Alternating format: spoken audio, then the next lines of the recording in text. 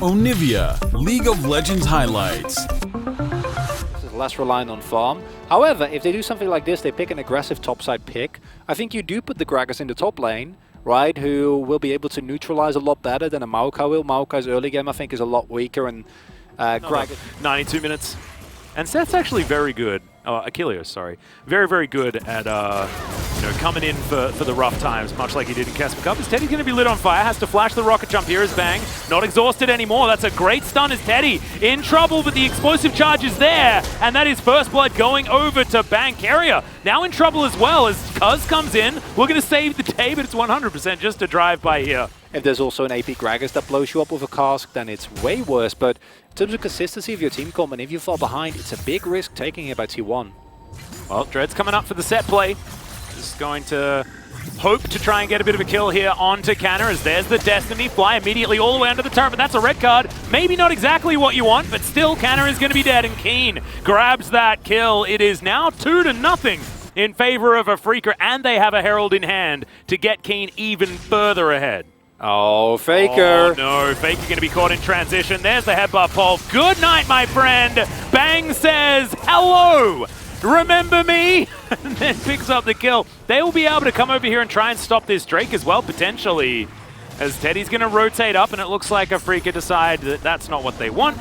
They've got a fair bit of action happening here towards the top side, and they don't want to risk it. I wonder whether or not they can actually get the first turret blood. I'm not entirely sure. I think that they might have the time. There's no teleports available if King just starts hammering away at the turret. So, listen, Afreeca, you're getting the lead. Like, one Ocean Drake does not compare to what we see here. Bang is getting fed.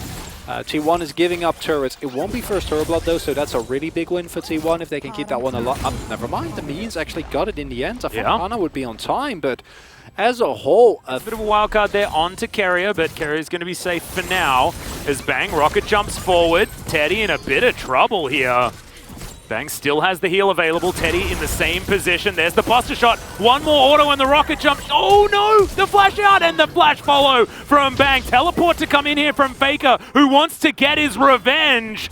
But now, oh, the sapling! Will it land on the Bang? It will be enough there, as he also had the ulti. Fly is getting chased down by Faker, but Faker's getting chased down by Lehens and Dread. The cow and the bear slash tiger slash all sorts of different animals going to be able to take him down. Now Carrier and Cuz, nothing that they can do. Afreeca, 5 kills to 1. It's been a day of PvE kills, rather, Atlas, because first we had the chicken, now we have the sapling.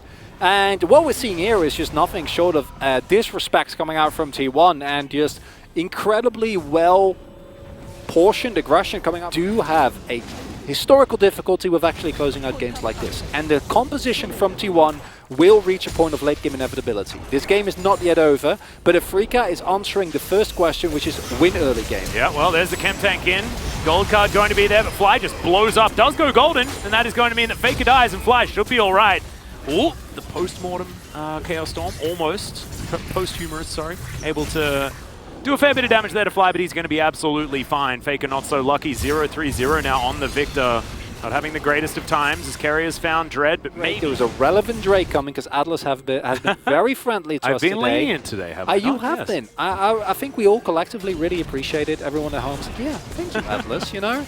Hopefully that means that we get an Infernal, because that's the most fun.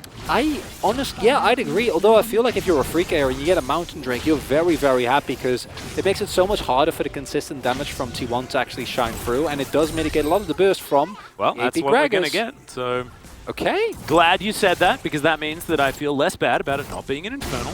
I mean, fire is fun. I get it. Yeah. That's basically what it boils down to, right? That's why big numbers are fun. Every game. Yeah, precisely. Bang going to be able to take... This game is looking way better for Afreeca, right? Because they would be looking towards Soul Point if they pick this one up. And then all of a sudden the pressure is on. Now, thanks to this, if T1 play respectful, which does what they've been doing... Well, in goes Dread. He's going to be able to get that stun onto Faker there, who does manage to get the Chaos Storm down. Bang is going to be taken out, so 1-for-1 so far. Looks like Afreeca just want to get rid of the turret, and they will do so. As Canna finds the body slam, Infernal Chains pulls him back though as Keen flashes forward, looks for Carrier, but Canna, he goes golden. Another Destiny comes out. As you can see, Fly sees the fact that Cuz is in the area. He's going to back away, so no response there on the top side.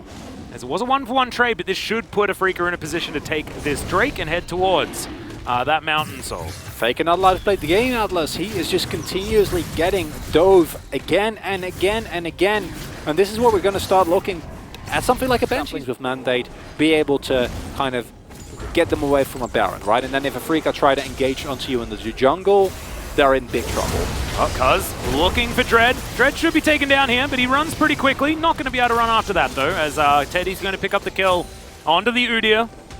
We've seen this one before. This literally happened 5 minutes ago. Yeah, and this is the problem, right? This is what Afreeca fall into. This is the trap. And it's just milling about in the mid-game and not actually having a clear plan of how you're going to win the game. And what I think is that Afreeca, they do have an instinct at what they need to do, which is set up vision on the top side of Baron, right? Like set vision around that jungle and try and make it work from there, right? Try to get the pressure as Bang is right-clicking real good. Yeah. Rapid fire is one hell of an ability. Oh yeah, yeah. It's it feels very good, you know, as Tristana when you're playing against her, not so much. But what we're seeing here is like Afreeca, I think the instincts are correct, but the problem is, and this has been the problem for the whole split, and why I told Afreeca fans not to get overexcited, is the instincts are right, but the execution is not. You cannot just be there alone, even with how tanky you are as Dread. You need the rest of your team ready to immediately follow up. You can face check, as you did, that's fine. Cuz might have been caught. Yeah, Fly doesn't have another gold card though, and Cuz with his Ghost runs pretty damn quick, but Lehens might be able to catch him. He gets into the brush, but that should be a pulverized. Teleport comes forward, Faker gets... I believe that was just him charging the Hex Flash, which is why it looked like he just stopped. Spotted that Bang was walking on in there, so it does survive. Wow, I mean, you're trying something. I don't hate it, but I hope the execution is good here, Atlas. Yeah, if we're flipping though, it's not exactly what you want because Afreeca, they already had a lead, right?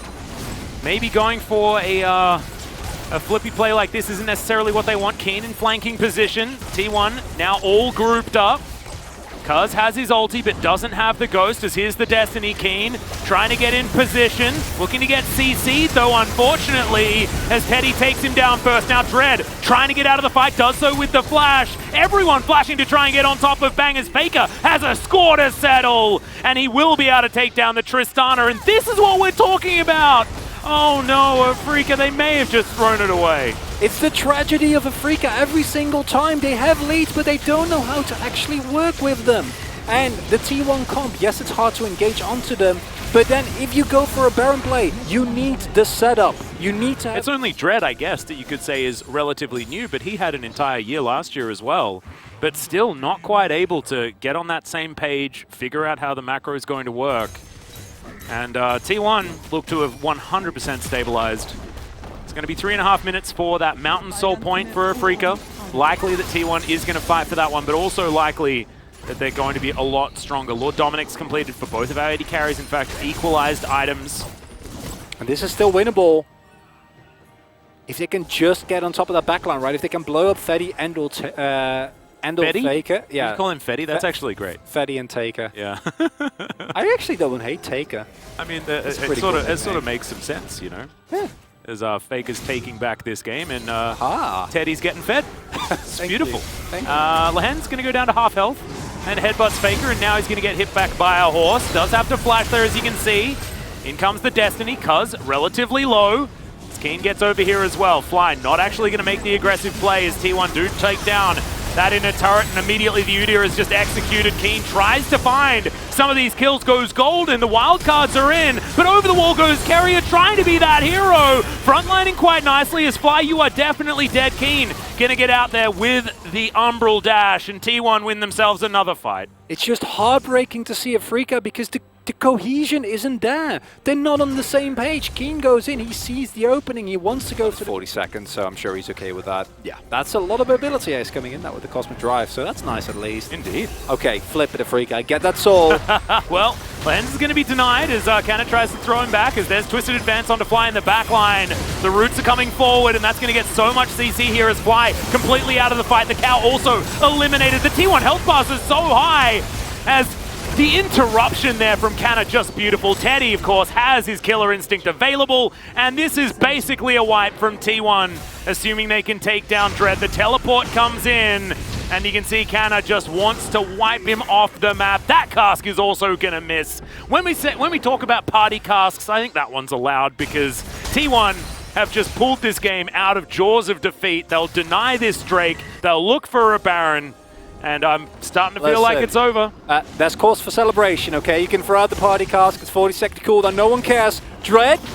Can he be the hero? I think Cannon might be able to body slam him out of the way of this one. As he does so, there's the Everfrost. A lot of CC, but he's still able to walk in and no way! Drake. What the heck was that? Oh no!